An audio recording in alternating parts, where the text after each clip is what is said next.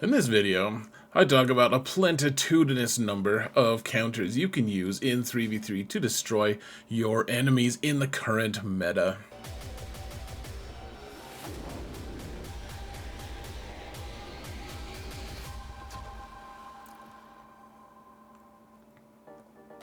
Hello everyone, and welcome to another episode of Xerath Prevails. Are you ready to destroy your opponents? Are you ready to see them driven before you? Well, before we talk about that, let's talk about how awesome my patrons are and say thank you guys so much for all of your support. Thank you so much for everything, guys. I truly couldn't do this without you. And if you want to support the channel for free, folks, all you gotta do is hit that thumbs up button, subscribe, comment, mount the algorithm with me. It's a two-person job sometimes, if you want it to be. Let's jump into the actual footage here though, folks. So first, I want to show you one about Starkiller. This one is maybe not that approachable for a ton of different people. It's cheap if you have it, but if you have Jawas and you have the Jawa scavenger cron and all of the, you know, I have it on my infographic that I put out. You guys can go to my Discord server if you want to see all my Datacron stuff. The infographics, etc. But if you have this available, my opponent has an obscenely fast Mara Jade. She is 380 speed. My own Mara Jade is 370, and that is typically going to be significantly faster than the majority of the people I face. But his is 10 speed fast, like it's egregiously faster. So it is in response, I decided to take. It felt like his speed was insulting me, and I decided to take an insulting team to face them, which is Jawas. So, you know, we have Nebit, Scavenger, of course, and then Engineer.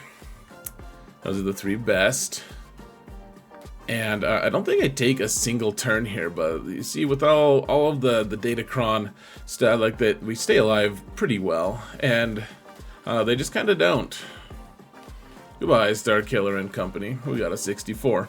Now, for the next one, Dark Trooper Moff Gideon, guys. He is real. He's crazy. And so my opponent this time was, well, you know, he's got the Moff Gideon Datacron. He's got the extra offense on the level 6. He's got all the bells and whistles.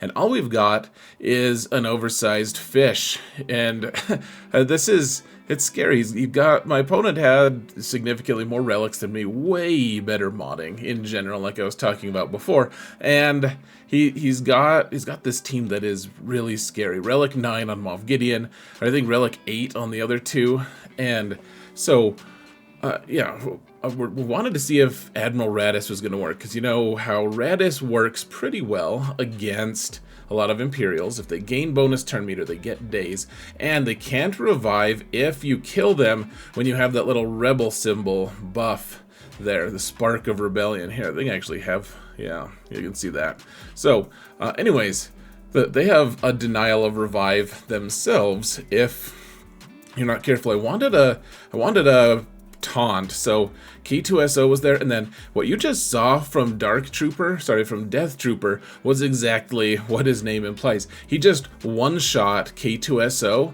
to the point where he just can't revive, and the whole mission, I didn't realize that, the whole fight, I didn't realize that I just couldn't do that back, or that I couldn't revive him, and so I spent the whole rest of the fight trying to revive K2SO. But what I wanted to show here, folks, is yes, this counter can work, in fact, not to give you spoilers, but I will also say it's a little sketched. You can see how AdRad is not doing the best. He's not the hottest. He's I mean, he's a fish, so he probably doesn't prefer to be the hottest. This is a pretty sketchy counter. Of course, you're not going to fight, most of you aren't going to be fighting people who are quite as over the top as this opponent. I mean, he's just a really good player. That's no shade on him. He's just got really good stuff. And so, the one redeeming grace here, folks, is that Jin takes a lot of hits, and remember, she can't die until AdRad is dead. And so they just keep pummeling her, and it's great. It's wonderful. Keep hitting Jin was the mantra that we had. So you can see we took out Scout there. We already took out Death Trooper, and you know, we could never get back K2, poor old chap. Just got one shot by stupid. And then we got this bug. This Dark Trooper should not still be alive, folks. Shouldn't be alive. It's a summon. Like, what happens if he somehow beats the rest of our characters? What happens? I don't know. Like, is it just a blank screen for your opponents when they attack? Okay, so we've got... Let's take out Zorii here. This is maybe one that a lot of other people might know. You might also might not, though. This is fairly cheap, in my opinion. I mean, and this is, again, against the same really good opponent. He's got Omicron on Rose, Omicron on Zorii. This also works on Resistance Hero Finn. I mean, I think Hero Finn is just as easy. They gun one of your characters down, which if you take Hoda, then it's either between Revan or Luke, and one way or another, that you get that bonus turn for one of them, and Luke can either stun them, or Revan can hand the turn to Luke and have them stun them. And then after that, it gets a lot easier. Remember, with Jedi Revan being able to mark, that takes away their ability to be buffed, and when they can't have buffs, then they don't get a lot of the cool stuff that they normally kind of rely on. Now, this gets a little sketch because, as I keep saying, my opponent's modding and characters and relics and everything are a little over the top strong, but you know, and my characters are a little less so. But this is a fairly reliable counter. You know, I think it stretches into the 90%, in fact, depending on exactly what Zorii comp, what exactly which Jedi you want to take. I think Mace makes this a little bit easier. He Mace this a little bit easier. But one way or another, this isn't bad, folks. Just now we're trying to play with our food, just a little bit, trying to get some banners back is all. And then I'm like, hey, I'll call Revan to assist. Oh, Revan doesn't do that kind of thing. All right, so let's see. What are we doing here? Hold on. Wait a minute. Oh, yeah. Okay. So I had already failed one attack on here, guys. I tried to use Aphra and we lost. And so we're taking... they're all Relic 7 Nightsisters against this Maul with Imperial Super Commando and Gar. You remember, every time one of them attacks out of turn, they all attack out of turn, and it's fairly obnoxious. They're countering all the time. And so I wanted to try this team, guys. I had failed with Aphra pretty like with the good Aphra cron and everything, just got demolished because they don't really need to take turns. They just need to stand there and take hits, and as long as they can hit back, then you're kind of in trouble because they just, as you'll see, like they just keep they're just nag you to death. It's just really frustrating. And so I decided I wanted to try Nightsisters here because you know, with Marin being able to apply all of the plague and everything, you can see we were able to just infect stupid Maul here. And I made a couple missteps. Of course, I didn't realize that. I mean, I knew that they have it, the invulnerability, whatever it's called, damage immunity, but I didn't, like, there were a couple times that I just didn't see it on them before I attacked. See, I just did it again. But overall, you just gotta, you want to keep those damage as high as you can. Of course, you want to keep them from being able to heal themselves up to full health because that'll get rid of all the plague. But as you can see, we managed to get that pretty easily. Now, for the next one, we have a small backstory. The opponent's Jabba team was, and I think this is on my alt now, because remember, I play all three of them on my during my streams, which you can watch, by the way, on Twitch for free. It's found, the link is found in the video description. But you can see, I tried to use Leia to kill Jabba. At first, I tried to use Supreme Leader Kylo, and that didn't work. And then I was like, gosh, I only have Leia left, and she just got timed out and killed, and there's a whole mess. So we decided to use Aphra, and what someone suggested in chat, and this wasn't my original idea, so you know, huge shout out to I'm sorry to say I don't remember who gets the credit for this, but this was a really good idea. He said, why don't you bring Super Battle Droid, because Super Battle Droid is going to be able to get bonus turns, and that will then give Dr. Aphra bonus turns. Remember, this is not a counter that's going to work when the Aphra cron is gone. And remember, Aphra in 3s does not do well against Jabba at all. And so we kind of need to have someone who's able to, you know, get some turns for us. And B2, if people are hitting other characters, B2 is going to be able to get you that turn, and then that immediately triggers a bonus turn for Dr. Aphra. So I make a couple of blunders here, but this is after I'd already failed with 2 Galactic Legends. Now, being without 000 fake C-3PO is a little bit scary because you don't get the full bonus turn meter that Aphra is used to getting. So you can see, Aphra doesn't get first turn, and in fact, they just straight up murder my poor BT1. But then I get a turn with B2. Now, I should have done an AoE with him, but I had thought that because, I mean, he's not a scoundrel, but my mindset was all the droids who do a basic will immediately get a bonus turn, or get 100% turn meter, because that's what the scoundrel droids get, because it's a scoundrel cron, and I had just failed to process that. So that was a little bit of a blunder. Aphra does get a turn here, though. She can revive her BT1, who is promptly demolished, and so is B1. Or sorry, B2. We do have commando droids still. And I was like, gosh, okay, well, if we can just kill Boussh, then that will be awesome, right? But first, I guess we can revive BT1. He'll die again, of course, but maybe he'll help, maybe we'll take a few of them with us. And, you know, we're just kind of slowly clawing our way back in. Remember, this is only a Relic 5 on Aphra, Relic 5 on BT1, Relic 5 everywhere, across the board, except for my opponent's characters who are all Relic 8 instead. And so we killed Boussh, which I was like, yes, okay, we can probably find a way to zerg the rest of this down. I mean, Chrysanthemum with Jabba is still non-trivial. Like, it's tough to beat him, but it's significantly easier than with Boussh, because you can actually assist right away. You know, Boussh doesn't just numb your mind with countless repetitive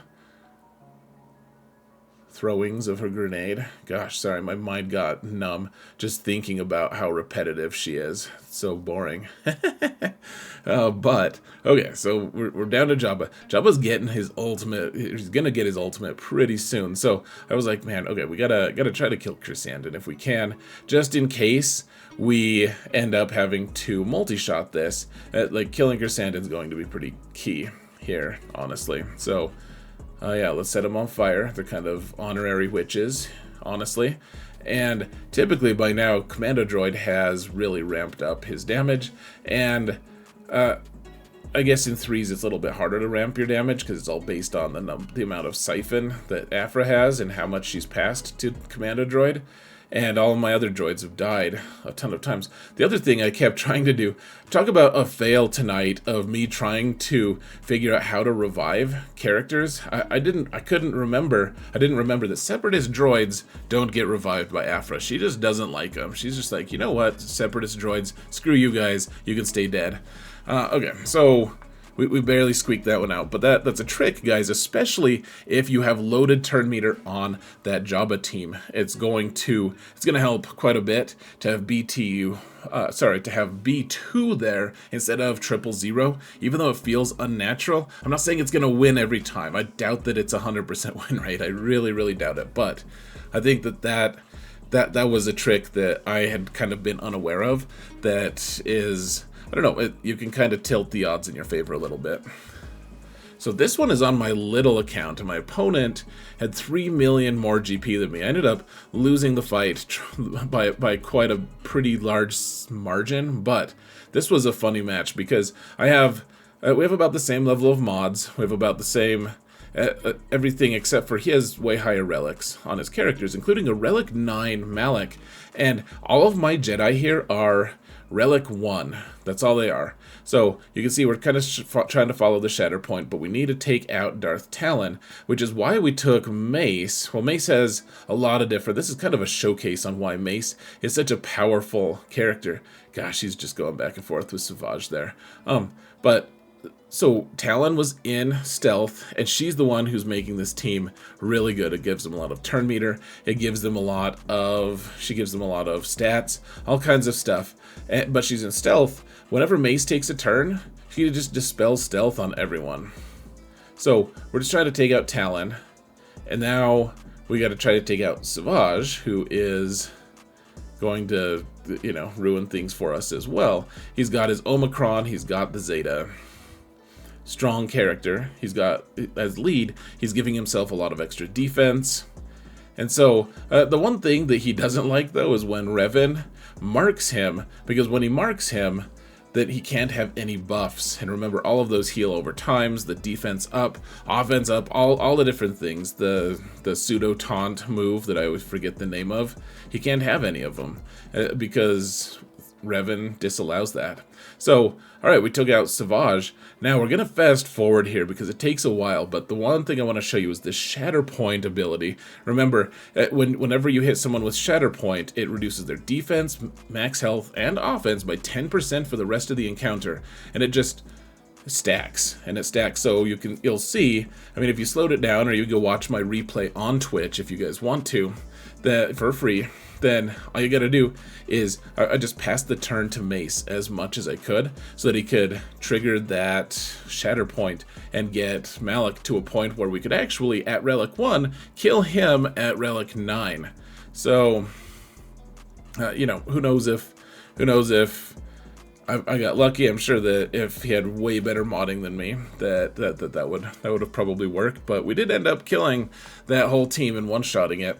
We lost other fights that were sad, but I mean, a roster that size is crazy. Now, the final thing I want to point out, folks, and this is just exciting for me, after I don't know, 4 months at least of Starkiller not working against Rey in 3v3 because of the crazy Datacrons, maybe Rey is going to be really good with all of the protection up stuff that she could have, but for now, I just want to rejoice in the fact that we can kill her again. She's actually killable. I did it twice this evening, and it was wonderful. Goodbye to Rey. I wouldn't say it was good, though. Alright, folks, I hope this was helpful. I hope that it finds you well. Thank you all so much for watching, and remember that in all things, Xaereth prevails.